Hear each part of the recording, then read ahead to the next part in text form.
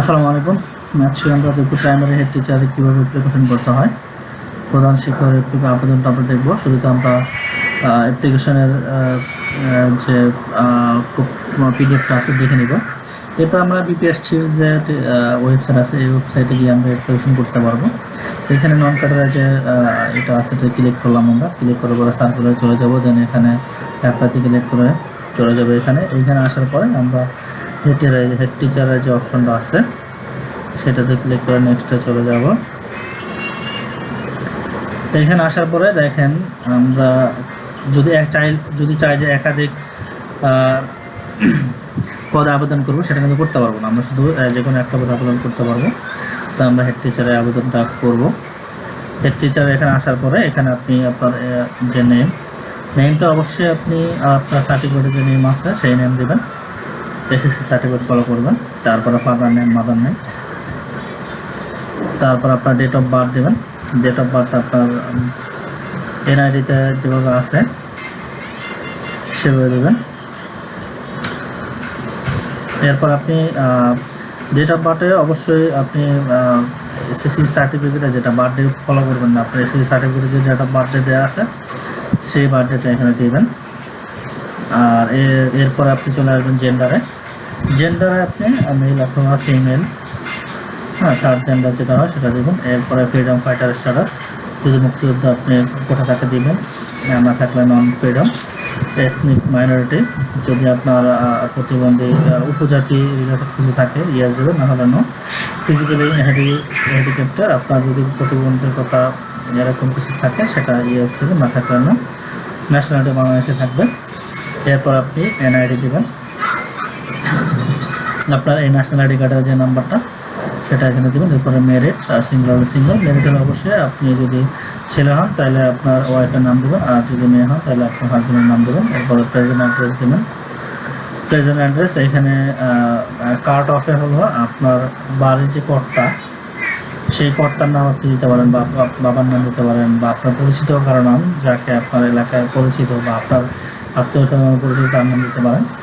এরপরে ভিলেজটা আপনি আপনার গ্রাম, হোম, বাসার অ্যাড্রেস দেবেন অবশ্যই। তারপরে ডিস্ট্রিক্ট দেবেন, উপজেলা দেবেন। এগুলো আপনার গ্রামের যে অ্যাড্রেসটা সেটাই দেবেন, কারণ যদি কোনো চিঠি যায় যাতে আপনার একুরেট অ্যাড্রেসে যেতে দিতে পারে সেই ডিটেলসটা দেবেন।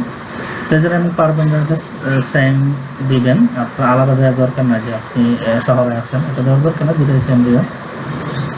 এরপরে মোবাইল নাম্বার দেবেন, কনফার্ম মোবাইল নাম্বার দুটাই সেম দেবেন। এরপর আপনার একাডেমিক যে কোয়ালিফিকেশনে এসে এখানে এসএসসির ডিটেলসটা আপনি শুরুতে দেবেন। এসএসসি আপনার যদি দাখিল হয় দাখিল, এসএসসি বা টেকনিক্যাল যেটা হয় সেটা দিবেন। এরপরে গ্রুপ দিবেন, রোল নাম্বার, রেজিস্ট্রেশন নাম্বার, তারপর আপনার রেজাল্ট দিবেন, জিপিএ 5 আউট অফ 5 এর এগেনস্টে কত পেলেন সেটা দিবেন। গ্রুপ দিবেন, সায়েন্স নাকি আদার্স, কমার্স, আর্টসটা দেবেন। পাসিং ইয়ার দেবেন। পাসিং ইয়ারটা অবশ্যই আপনার এসএসসি সার্টিফিকেটের নিচে দেখবেন একটা ইয়ার দেওয়া আছে সেটা দেবেন। এরপরে এসএসসির এসএসসির ডিটেলসটা সেমভাবে দেবেন। আপনার board role, registration number, result, group দেবেন। তারপরে পাসিং ইয়ারটা ওই সার্টিফিকেটের নিচে দেখবেন পাসিং ইয়ার আছে, সেই ইয়ারটা এখানে দিবেন।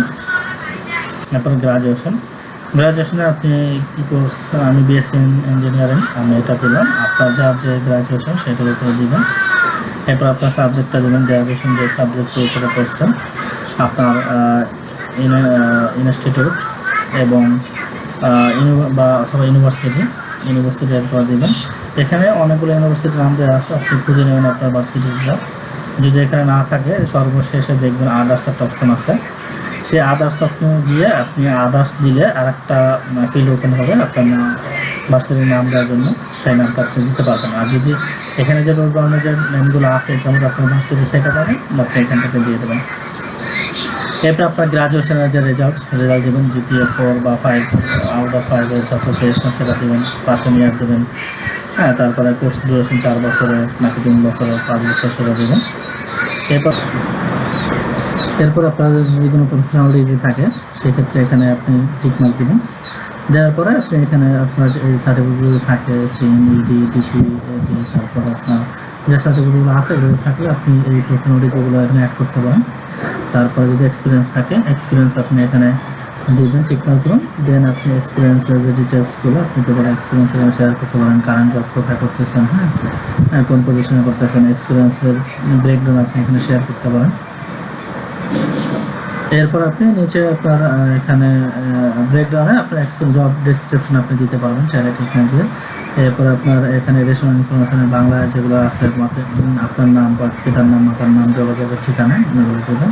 দেন আপনি এক্সাম সেন্টার সিলেক্ট করবেন, চুজ করবেন। এরপর আপনি এখানে ভ্যালিডেশন যে কোডটা আছে এই কোডটা এখানে দেবেন। কোডটা অবশ্যই আপনার বাম পাশে যেটা আছে এটা লিখে আপনি আপনার কিবোর্ড থেকে এভাবে লিখবেন। লেখার পরে আপনি মিলাবেন, আবার পুনরায় কোডটা একটু মিলাবেন যে ঠিক আছে কিনা। যদি ঠিক থাকে দেন আপনি এখানে টিক মার্ক দেবেন এবং নেক্সট দেবেন। নেক্সট দেওয়ার পরে এরপরে এরকম একটা পেজ ইন্টারফেস চলে আসবে, পেজ চলে আসবে। এখানে আপনি যা ইনফরমেশনগুলো দিয়েছেন সব ইনফরমেশনগুলো থাকবে, আপনি জাস্ট চেক দেবেন, হ্যাঁ, ডাটাগুলো ঠিকঠাক আছে কিনা। যদি সব কিছু ঠিক থাকে ঠিক, আর যদি না হয় তাহলে নিচে এডিট করার অপশন পাবেন, এই যে click here two edit applicant, এখানে আপনি অপশন পাবেন এডিট করা, আপনি এডিট করতে পারেন। এরপর আপনি এখানে দেখেন আপলোড ফটো এবং সিগনেচার, এখানে ফটো সিগনেচার 300/300 এবং সিগনেচার 380 দিতে হবে। তো আমরা ফটো চুজ করলাম, এরপর আপনার সিগনেচার চুজ করলাম, সিগনেচার 380 চুজ করলাম। দেন আপনার নিচে কতগুলো ডকুমেন্টস আছে যে এগুলো টিক মার্ক দিলে এই ডকুমেন্টসগুলো আপনার সাবমিট করতে হবে। পরবর্তীতে আপনি সিলেক্ট করলেন attested certificate, equivalent certificate, to certificate related according to tick মার্কে এগুলো অ্যাটাস্টেড কপিসে আপনাকে পরবর্তী দিতে হবে। তো আপনি এখানে আপনার যেগুলো আপনার আছে যে সার্টিফিকেটগুলো বা যে ডকুমেন্টগুলো আপনি অ্যাটাস্ট করে দিতে বলে এগুলো টিক মার্ক দিবেন। দেন এখানে টিক মার্কটা দিয়ে সাবমিট দ্য অ্যাপ্লিকেশন দিলে আপনার অ্যাপ্লিকেশনটা হয়ে যাবে। অ্যাপ্লিকেশন হয়ে গেলে আপনার এখানে অ্যাপ্লিকেশন কপি চলে আসবে। আপনি অ্যাপ্লিকেন্টের কপি নিচে চলে যাবেন, নিচে গিয়ে এইখানে যে ইনফরমেশন আপনাকে একটা আইডি নাম্বার দিয়ে ইউজার আইডি, এই ইউজার আইডি দেখে আপনাকে পেমেন্টটা করতে হবে, হ্যাঁ। ফার্স্ট দুইটা SMS এর মধ্যে পেমেন্টটা করতে হবে। দেন আপনি এটা ডাউনলোড করবেন, অ্যাডমিটটা ডাউনলোড করে রেখে দেবেন। ইউজার আইডি আপনি পরবর্তী কাজে লাগাতে পারবেন। ইউজার আইডিটা থাকলে আপনি এখান থেকে ডাউনলোড অ্যাপ্লিকেন্ট কপি, আপনি যে অ্যাপ্লিকেন্ট কপি যদি হারায়ও যায় এখানে ইউজার আইডি দিয়ে দেন আপনি পাসওয়ার্ড দিয়ে সাবমিট দিলে আপনার অ্যাপ্লিকেন্ট কপিটা পেয়ে যাবেন। এবং আপনার এখানে পেমেন্টটাও সেমভাবে আপনি পেমেন্টের সাথে যদি দেখতে চান ইউজার আইডি দিয়ে সাবমিট দিলে আপনাকে এখানে দেখা যাবে পেমেন্ট সাকসেসফুলি ডান, হ্যাঁ। এই পেমেন্টটা অবশ্যই আপনি পেমেন্ট করার পরে এটা চেক দিয়ে নেবেন পেমেন্টের